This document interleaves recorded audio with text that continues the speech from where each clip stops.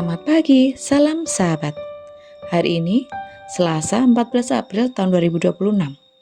Mari bersama kita merenungkan firman Tuhan dari Hakim-Hakim 3 ayat 1 sampai 6.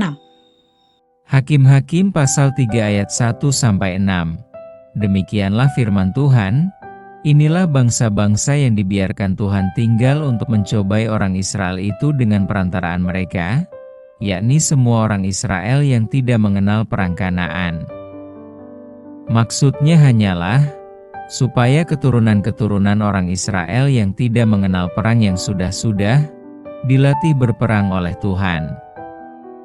Yang tinggal ialah kelima raja kota orang Filistin dan semua orang Kanaan, orang Sidon dan orang Hewi, yang mendiami pegunungan Libanon, dari gunung Baal Hermon sampai ke jalan yang menuju ke Hamat.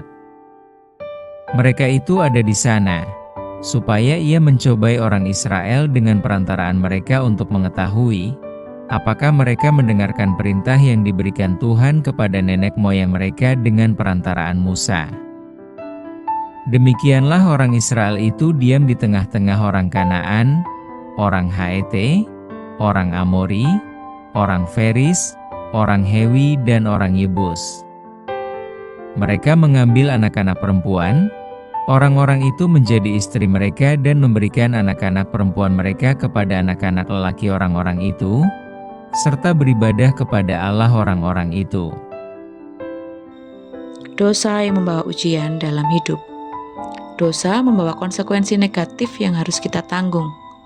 Mungkin kita bertanya-tanya, mengapa Allah yang Maha Kuasa tidak menghapus saja konsekuensi tersebut? Sebenarnya, Allah kadang membiarkan konsekuensi itu tetap terjadi untuk menjadi ujian dalam hidup kita, seperti dalam nas hari ini. Sebelumnya, kita sudah melihat bagaimana masing-masing suku tidak menghalau semua orang Kanaan seperti yang Allah perintahkan. Nas hari ini dimulai dengan pernyataan, inilah bangsa-bangsa yang dibiarkan Tuhan tinggal, agar melalui mereka ia mencobai orang Israel. 2 kali dikatakan bahwa Allah mencobai pada ayat yang pertama, dan orang Israel dicobai pada ayat yang keempat. Pengulangan ini menunjukkan penekanan bahwa Allah dengan sengaja membiarkan bangsa-bangsa asing itu hidup bersama dengan bangsa Israel sebagai cobaan bagi mereka.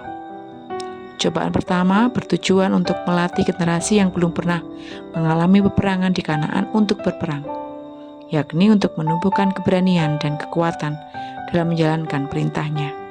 Cobaan kedua bertujuan untuk membuktikan apakah mereka mendengarkan perintah yang ia berikan kepada nenek moyang mereka dengan perantaraan Musa di ayat 3-4. Sayangnya dalam cobaan yang kedua ini mereka gagal. Mereka tinggal di antara orang Kanaan, saling menikahkan anak-anak mereka dengan orang Kanaan dan beribadah kepada ilah orang Kanaan. Kata cobaan di sini adalah sinonim untuk ujian. Dan kata yang dipakai dalam bahasa Ibrani bisa berarti ujian. Kita melihat Allah memakai akibat dari ketidaktaatan sebagai ujian selanjutnya. Kita tidak sempurna dan tetap berdosa. Dengan demikian, kita harus hati-hati dan menyiapkan diri untuk menerima ujian dan cobaan karena dosa kita yang sebelumnya. Satu kesalahan yang kita lakukan dapat menyebabkan rentetan ujian dalam kehidupan. Marilah kita berupaya untuk mempersiapkan diri supaya kita dapat berhasil dalam ujian-ujian yang bisa muncul dalam hidup kita. Mari bersama kita berdoa. Bapa yang penuh kasih dan penyayang dalam kehidupan kami, terima kasih untuk pemeliharaan-Mu yang luar biasa buat kehidupan kami. Hari-hari yang lalu boleh kami lewati itu semua karena kasih karunia-Mu. Kami menyerahkan hari-hari ke depan Tuhan, kiranya Engkau selalu menolong dan memampukan kami untuk kami boleh lolos dari ujian-ujian kehidupan yang sering muncul.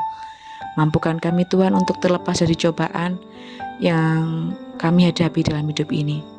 Mampukan kami untuk boleh semakin dekat, semakin mempunyai hubungan yang intim dengan Engkau.